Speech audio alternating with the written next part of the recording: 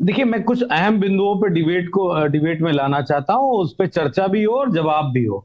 जो बहुत महत्वपूर्ण लोग सरकार के बैठे हैं वो जवाब दें।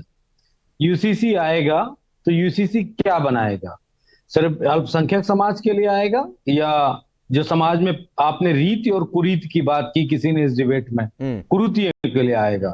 तो अभी मैंने एक न्याय होते देखा था कि सड़क पे जुम्मे की नमाज अगर कोई हमारे अल्पसंख्यक समुदाय के लोग पढ़ लेते थे तो बड़ी दिक्कत होती थी, कुछ गैस जैसी बन जाती थी, खट्टे डकार भी आने लगते थे यहां से नागपुर तक। अब क्या सड़क पे कांवड़ नहीं हो रही है? क्या सड़क बंद है या नहीं बंद है? जब वहां पे रात को जलसे होते हैं सड़कों पे, तमाम सारे जगराते होते हैं, तमाम सारे प्रोग्राम सड़कों पे होते हैं, हमारे ही तमाम सारे जानने वाले लोग हैं जो सड़कों पे बारात रुकवा देते हैं, तो क्या दिक्कत नहीं होती है? गैस नहीं बनती है क्या? पार्कों में मंदिर बने हैं लखनऊ में, और ये मैं विरोधात्मक बात नहीं कर रहा हूं, मैंने किसी मस्जिद को सरकारी पार्क में बने नहीं देखा, लेकिन मंदिर मैंने सैकड़ों देखे पूरे लखनऊ में। और राकेश पांडे जी, मैं हिंदू हूं इसलिए मैं ये बात कह रहा हूं, इसको क्लियर कर दे सरकार।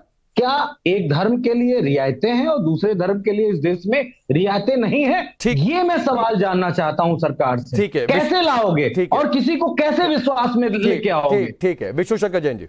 मैं यहाँ पे मनोज जी मेरे सीनियर हैं, तो मैं उनसे बहुत अदब से कुछ सवाल पूछना चाहता हूँ, बहुत सीरियसली, बिना कोई पर्सनल अटैक किए हुए। सर, क्या आप फीमेल जेनिटल म्यूटिलेशन का सपोर्ट करते हैं कि विरोध करते हैं? सर, क्या आप हलाला का विरोध करते हैं कि सपोर्ट करते हैं? सर, क्या आप पोलीगैमी का सपोर्ट करते हैं कि विरोध करते हैं? सर, क्या आप जो राइट ऑफ इनहेरिटेंस है मुस्लिम वुमेन का, जो 1/6 और 1/8 है, क्या आप उसका सपोर्ट करते हैं कि विरोध करते हैं? सर, क्या जो मुस्लिम वुमेन को राइट ऑफ डाइवोर्स मिला हुआ है, नहीं मिला हुआ है, उसका आप सपोर्ट करते हैं कि विरोध करते हैं? मेरे इन 5 सवालों का प्लीज जवाब दे दे। मैं कोई तू मैं की डिबेट में नहीं पढ़ना चाहता। मनोज जी। जैन साहब, आपके सारे सवालों का एक ही जवाब है और वो बड़ा स्पष्ट है। अगर इस देश में किसी भी समाज के, किसी भी खाप के, किसी भी धर्म के, किसी भी मजहब के लोगों को कोई प्रॉब्लम है, अगर वो संविधान की आईपीसी की धारा के तहत चला गया तो किसी का कोई कानून नहीं चलता है, भारत के देश के संविधान का कानून चलता है। तो यही तो प्रॉब्लम है सर, यही मैं आपको बताना चाहता हूं कि फीमेल जेनिटल म्यूटिलेशन जो है इस समय हो रहा है। रुक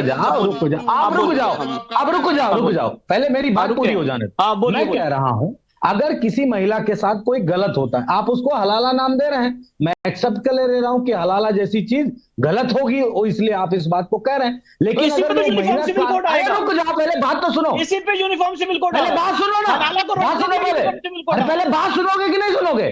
अगर वो महिला जिसके साथ गलत हुआ है, या जिसको ये फीलिंग्स आई है कि मेरे साथ गलत हुआ, जाती हुई, अगर वो कानून के समक्ष जाती है तो आईपीसी की धारा और संविधान के कानूनों के तहत उसके साथ न्याय होगा या नहीं होगा?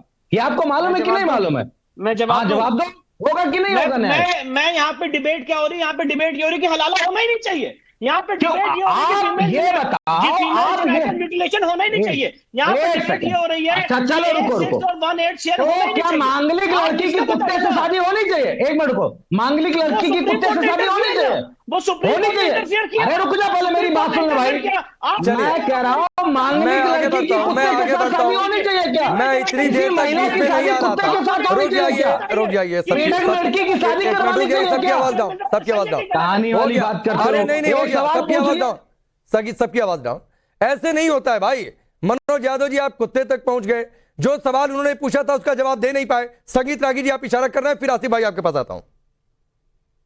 देखिए, अभी आपके पैनल पर एक व्यक्ति ने कहा, मैं व्यक्तिगत तौर पर टिप्पणी नहीं करता कि भाई मंदिर पार्कों में बन गए हैं, जो है वो क्या यूनिफॉर्म सिविल कोड के दायरे में आता है? बंधुवर, ये सारी बातें यूनिफॉर्म सिविल कोड के दायरे में आती ही नहीं है।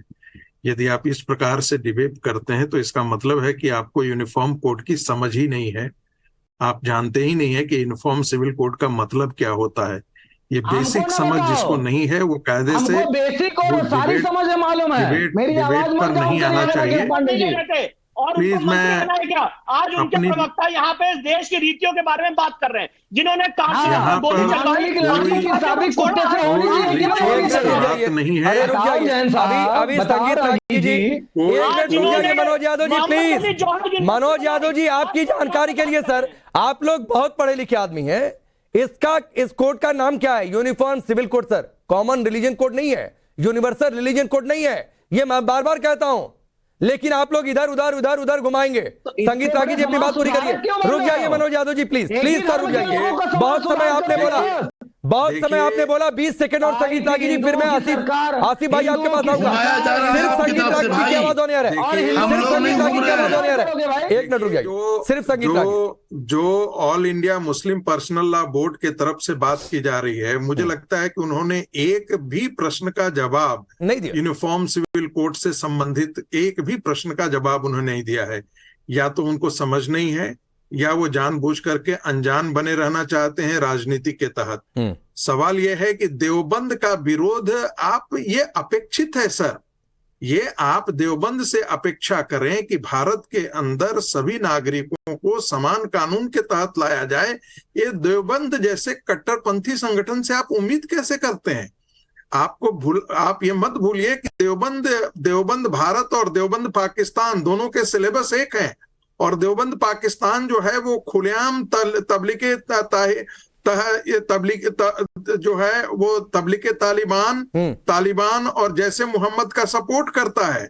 ये हमारे यहाँ चूंकि भारत के बहुसंख्यक हिंदू समाज है, इसलिए जो टेररिज्म का ये एक मुखालफत करते हैं, लेकिन अभी भी 11वीं सेंचुरी का जो एग्रेसिव जिहाद है उससे संबंधित थोड़ी सी वक्त की कमी है, वक्त की कमी है। आसिफ भाई, विष्णु जी, वक्त की कमी